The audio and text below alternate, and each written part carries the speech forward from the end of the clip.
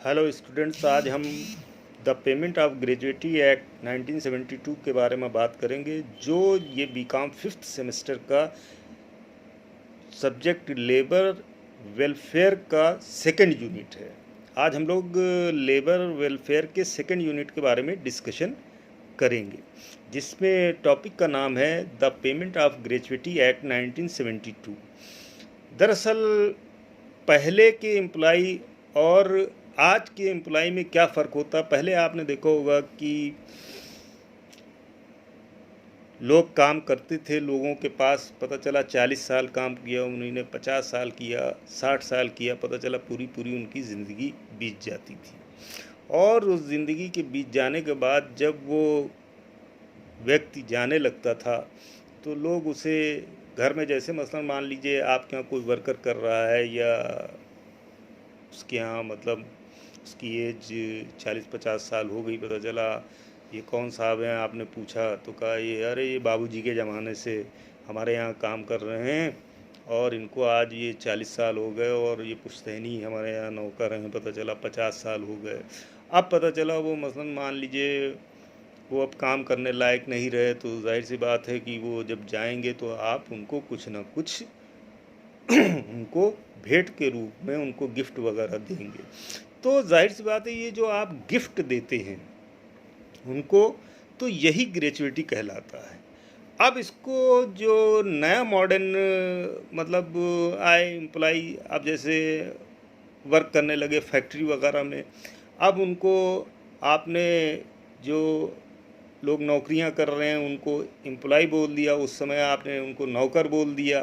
तो कहने का मतलब ये जो एम्प्लॉय हैं इस समय के जो एम्प्लॉय को दिया जाता है तो उसको उसी गिफ्ट को ग्रेचुइटी के नाम से पुकारा जाता है।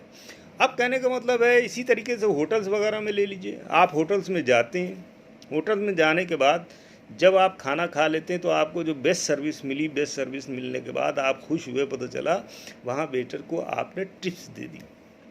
तो वो टिप्स जब आप देते हैं तो वो क्या है, एक प्रकार की ग्रेचुइटी है वो, अब आपने खुशी में दिया। इसी तरह पहले भी जब एम्प्लॉई से एम्प्लॉयर खुश होता था, पता चला गांव वगैरह में ज़मींदार साहब हैं या और साहब हैं या यहाँ पर तालुकेदार साहब हैं, शहर वगैरह में पता चला उनके यहाँ वर्क कर रहे हैं, नौकर वगैरह लगे हुए हैं, पता चला उनके यहाँ शादी ब्याह है या रिटायरमेंट हो गया या डिसेबल हो गया या मसलन मान ली उनकी डेथ हो गई।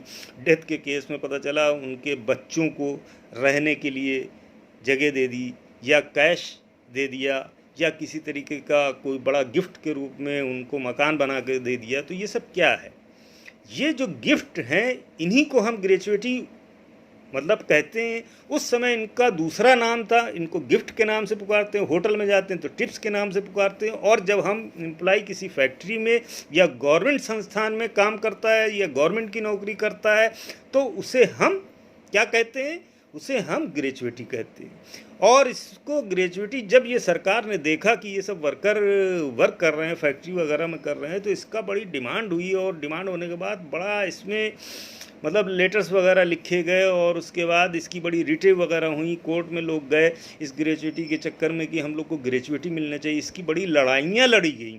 तो उसके बाद सरकार ने जब गौर किया कि जाहिर सी बात है कि जब एम्प्लॉई इतने दिन वर्क करता है, वर्क करने के बाद उसके हाथ में क्या आता है आखिर में, तो पता चला कि इसको गवर्नमेंट ने एक रूल बना दिया और इसका एक पूरा एक्ट बनाया जिसको हम ग्रेचुइटी एक्ट 1972 के नाम से जानते हैं। तो कहने का मतलब ये ग्रेचुइटी जो है, अब ये ग्रेचुइटी ग्रेशुअस शब्द से निकला है। ग्रेशुअस शब्द का मतलब होता है कि इसकी मीनिंग है गिफ्ट, और ये ग्रेशुअस शब्द जो बना ये एक मतलब लैटिन वर्ड है। तो लैटिन भाषा का ये वर्ड है ग्रेशियस, और ग्रेशियस की मीनिंग है गिफ्ट। जो ये गिफ्ट दिया जाता है उसको ही ग्रेचुइटी कहते हैं। कुल मिला के ये निचोड़ निकल रहा है कि हम ग्रेचुइटी उसे कहेंगे जो हम गिफ्ट एम्प्लॉय को उसके रिटायरमेंट के बाद हम देते हैं।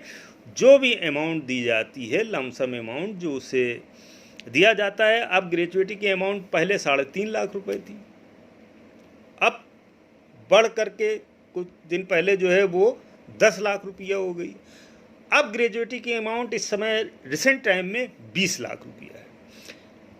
कोई एम्प्लॉयर के ऊपर बाउंडेशन नहीं है कि वो 20 लाख ही रुपया दे। कहने का मतलब उसके एम्प्लॉयर है भाई आपसे खुश हो गया, अब तो 20 के 40 दे दे, 50 दे दे, 80 लाख रुपया दे दे, 1 करोड़ दे दे। तो एम्प्लॉयर अगर आपसे कोई खुश होता है तो उसके ऊपर कोई बाउंडेशन नहीं है किसी तरीके की कि वो आपको कितनी ग्रेचुइटी दे दे। लेकिन कहने का मकसद यहाँ पर यह है कि ग्रेचुइटी की जो लिमिट है वो 20 लाख रुपए तक के डिसाइड इसलिए की गई है कि कोई भी एम्प्लॉयर अगर आपको 20 लाख रुपए तक के ग्रेचुइटी देता है तो उसके ऊपर टैक्स नहीं लगेगा, और 20 लाख के ऊपर जितनी अमाउंट जाएगी वो टैक्सेबल अमाउंट हो जाएगी। तो जब आप इनकम टैक्स का हिसाब किताब करेंगे तो उसमें आपको वो दिखाना पड़ेगा। मतलब ग्रेचुइटी की अमाउंट पर पाबंदी नहीं है एम्प्लॉयर के लिए। कहने का मतलब वो कुछ भी दे सकता है, गिफ्ट की कोई लिमिट नहीं होती, लेकिन उसके साथ ग्रेचुइटी में ये लगा दिया गया है कि 20 लाख से ऊपर जब जाएगी तो वो अमाउंट जो है वो टैक्सेबल हो जाएगी। अब कहने का मतलब ग्रेचुइटी आप समझ गए होंगे कि ये ग्रेशियस शब्द से निकला है, जिसका मतलब होता है, जिसकी मीनिंग होती है कि गिफ्ट, जो गिफ्ट एम्प्लॉयर को दिया जाए उसे हम ग्रेचुइटी कहते हैं।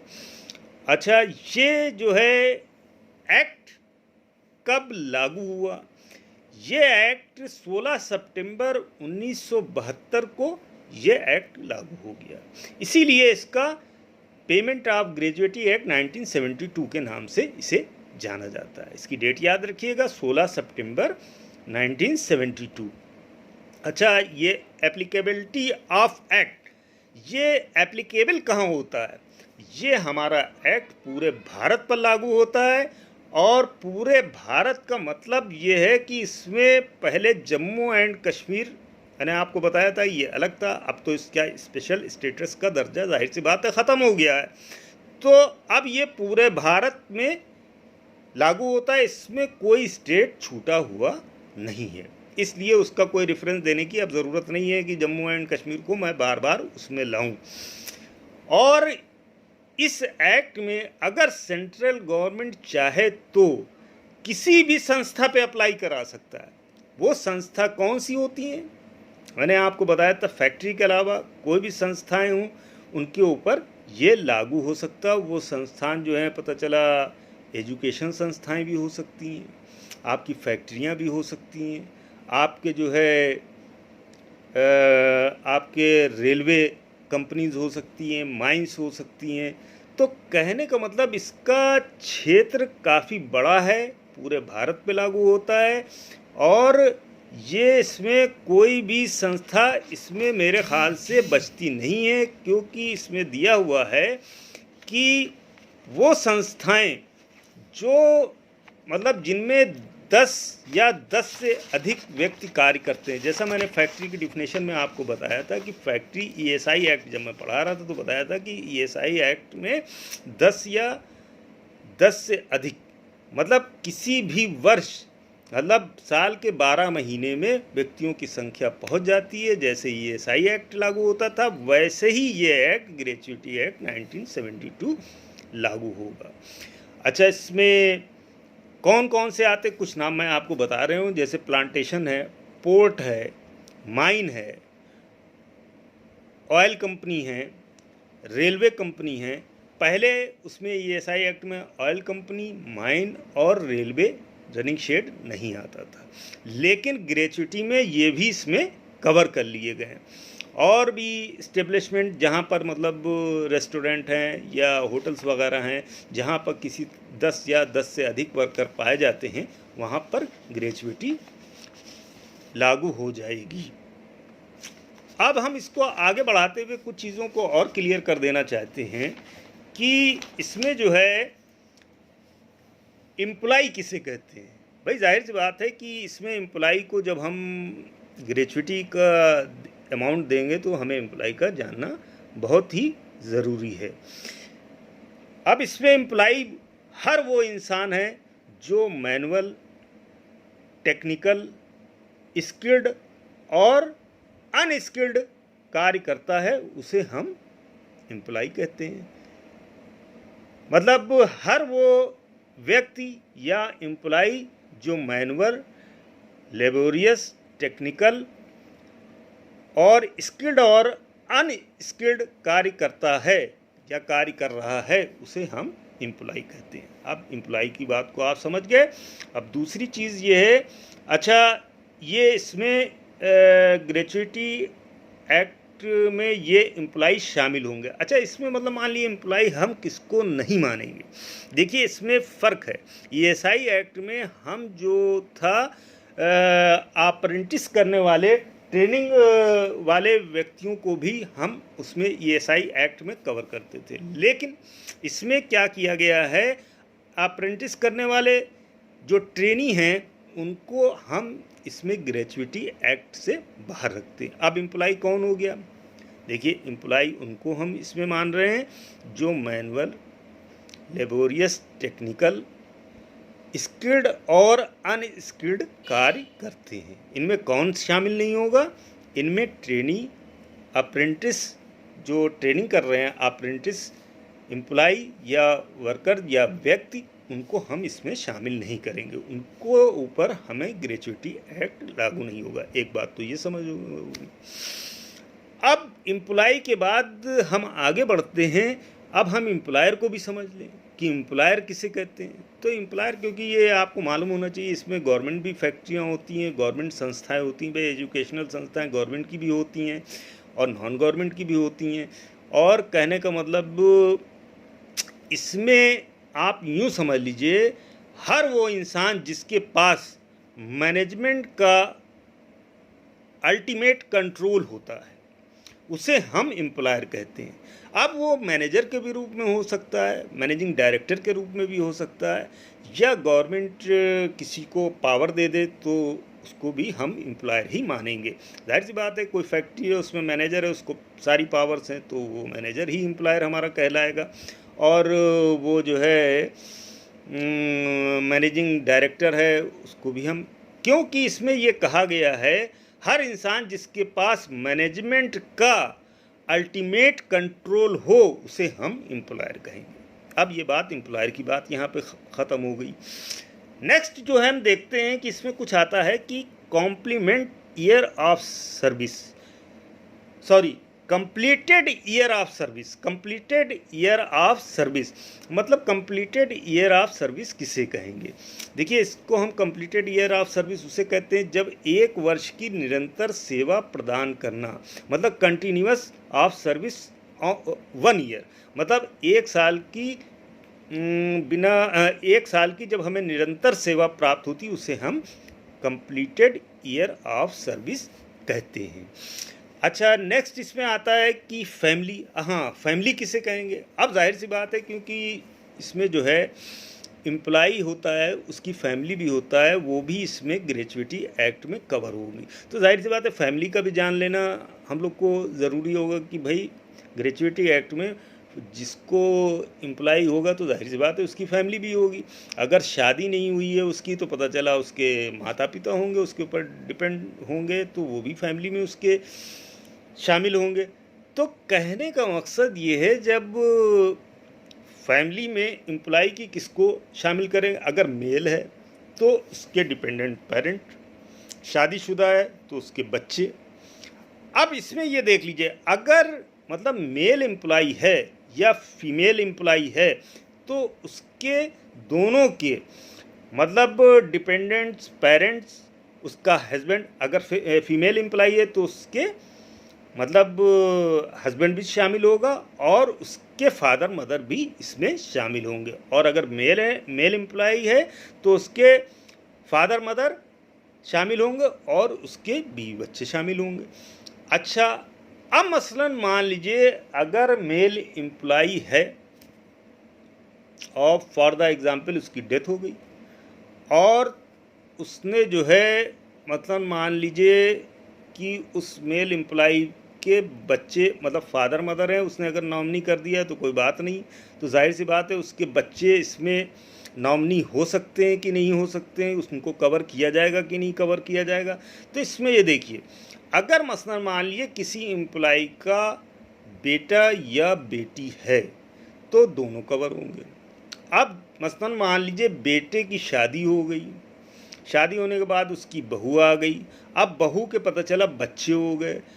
अब कहने का मतलब एम्प्लॉय की डेथ हो गई। अब डेथ होने के बाद जो वो बहू हुई और उसके बच्चे हुए वो कवर हो जाएंगे। अगर मसलन मान लीजिए यही लड़की के केस में होता है कि लड़की का मतलब शादी हुई, उसका हस्बैंड है, हस्बैंड की पता चला डेथ हो गई, तो लड़की तो कवर होगी और लड़की का हस्बैंड कवर नहीं होगा, लड़की के हस्बैंड के बच्चे कवर नहीं होंगे। कहने का मतलब कोई भी एम्प्लॉय है, अगर उसका लड़का या लड़की है तो लड़का और लड़की तो कवर होंगे। लड़के के क्या कवर होंगे? उसका बेटा कवर होगा, और अगर उसकी डेथ हो जाती है तो डेथ होने के बाद उसकी बहू कवर होगी, उसके मतलब पोते कवर होंगे, मतलब उसके लड़के के जो बच्चे होंगे वो कवर होंगे। लेकिन लड़की के केस में क्या होगा? लड़की तो कवर होगी, उसका हस्बैंड कवर नहीं होगा, उसके बच्चे कवर नहीं होंगे, कहने उसके जो नाती होंगे वो कवर नहीं होंगे। इस चीज़ को आप ध्यान रखिएगा। मतलब इसकी फैमिली में ये आएगा।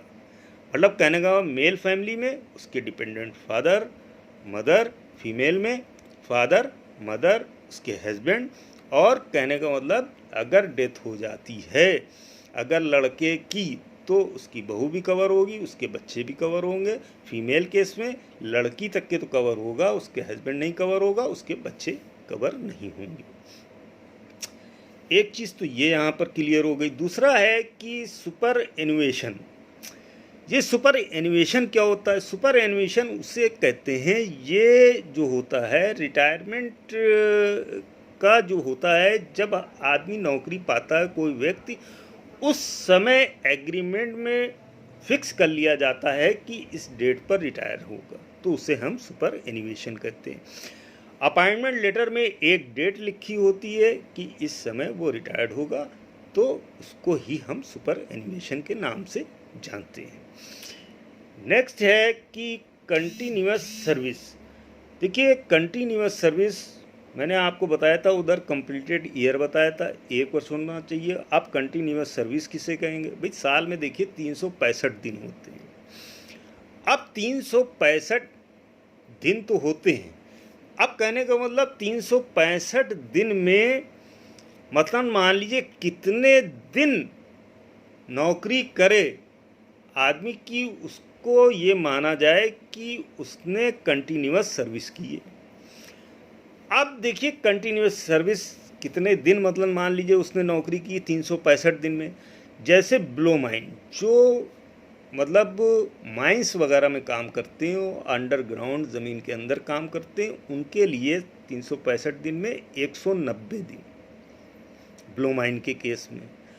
और जो 6 दिन से कम जहाँ काम होता है, मतलब हफ्ते में पता चला 5 ही दिन काम होता है, वहाँ के लिए भी 190 दिन माना गया है कि साल में अगर वो 190 दिन काम करते हैं, लेस देन 5 डेज वर्क, तो वहाँ पर लेस देन 6 डेज वर्क, अगर 6 दिन से कम जहाँ काम होगा उसे हम 6 दिन से जहाँ काम कम हो रहा है उस वहाँ पर हम साल में मतलब जो है कंटिन्यूअस सर्विस कितने दिन मानेंगे? 190 दिन अगर पूरे हो जाएंगे तो उसे भी हम कंटिन्यूअस सर्विस मानेंगे। और अदर केस में 365 दिन में 240 दिन जो वर्क करेगा उसे हम जो है कंटिन्यूअस सर्विस मानेंगे। अब क्या हो गया? देखिए 3 बातें यहाँ पर हो गई। कंटिन्यूअस सर्विस किसे मानेंगे? ब्लो माइन 190 दिन, 6 दिन से जहाँ कम कार्य होता है, हफ्ते में 6 दिन से जहाँ कम कार्य होता है वहाँ भी 190 दिन, लेस देन 6 डेज़ की जहाँ वर्किंग होती है वहाँ 190 डेज़ माना जाएगा। अदर केस में हम 240 दिन। तो 3 बातें यहाँ पर निकल के आ गई कि ब्लो लेस देन 6 डेज और अदर केस। तो 190, 190 और 240। लेकिन इसमें मतलब मान लीजिए ये जो 190 दिन कार्य करेगा या 190, 190, 240 दिन कार्य करेगा, कुछ दिन ऐसे भी इसमें हैं जिसको जोड़कर देखा जाएगा। मतलब जाहिर सी बात है ये 190 दिन तो आपको कार्य करना है, मतलब मान लीजिए 365 दिन में, लेकिन इसमें कुछ दिन ऐसे हैं, मतलब मान लीजिए कोई झमेला हो गया या स्ट्राइक हो गई, या मतलब मान लीजिए कोविड-19 चल रहा है, या मतलब मान लीजिए वो टेम्परेरी डिसेबलमेंट हो गया, चोट लग गई ऑर्गेनाइजेशन के अंदर। लेकिन ये चोट लगी हो ऑर्गेनाइजेशन के अंदर लगी हो, मतलब फैक्ट्री में लगी हो या जिस संस्था में कार्य कर रहा हो वहाँ लगी हो, या मैटरनिटी लीव है, इन में अगर वो छुट्टी लेता है तो इसको भी इसमें इंक्लूड किया जाएगा, चाहे वो 190 डेज़ हों चाहे 240 डेज। 190 और 190 और 240 जो डेज दिए गए हैं तो उसमें ये भी डेज शामिल होंगे। तो यहाँ तक कि मेरे ख़्याल से आप लोग की बात समझ में आ गई होगी। और एक चीज़ और बताई दे रहे हैं कि मैंने आपको ये पहले भी बताया था ESI एक्ट में कि इसमें सीज़नल फैक्ट्री भी होती है। मतलब सीज़नल बहुत से होते हैं जो सीज़नल प्लांट वगैरह चलते रहते हैं। तो कहने का मतलब जो अब जाहिर सी बात है, क्या सीज़नल जो प्लांट चल रहे हैं कि मतलब साल में पता चला 6 महीने चल रहे हैं, 7 महीने चल रहे हैं, वर्किंग कर रहे हैं, तो क्या उनको एक क्वेश्चन बनता है क्या ग्रेच्युटी नहीं मिलेगी? देखिए उनको भी यहाँ पर ग्रेच्युटी मिलेगी। अब भैया यहाँ पे अभी तो आप ये मुझसे पूछेंगे कि आपने कहा कि मतलब मान लीजिए 190 दिन होना चाहिए और 240 दिन होना चाहिए, और जहाँ 6 दिन से कम काम हो रहा है वहाँ भी 190 दिन होना चाहिए, और ये सीजनल फैक्ट्री है, पता चला ये 6 ही महीने ऑपरेट हो रही है।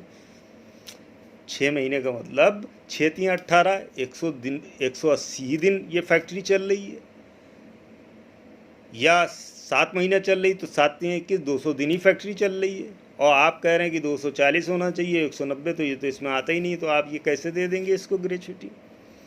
तो यहाँ पर भी मान लीजिए इसकी रूलिंग दी हुई है कि जितने दिन वर्क मतलब प्लांट में होता है, 6 महीना, 7 महीना, 8 महीना, उसका जो सीज़न भर फैक्ट्री चल रही है, जिसे हम सीजनल फैक्ट्री कहते हैं, जिसको मैंने आपको बताया था सीजनल फैक्ट्री में क्या क्या आता है, जैसे जूट है, आपका शक्कर है, गुड़ है, आपका इंडिगो है, तो मैंने रबर है, बहुत सी चीज़ें बताई थी कि इसमें सीजनल फैक्ट्री में आता, लाख है।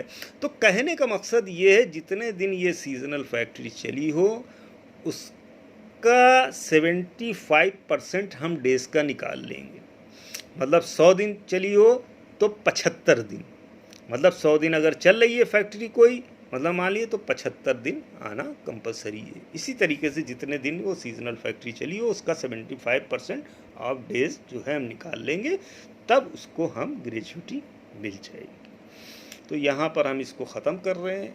अगली बात हमारी नेक्स्ट लेक्चर पर होगी।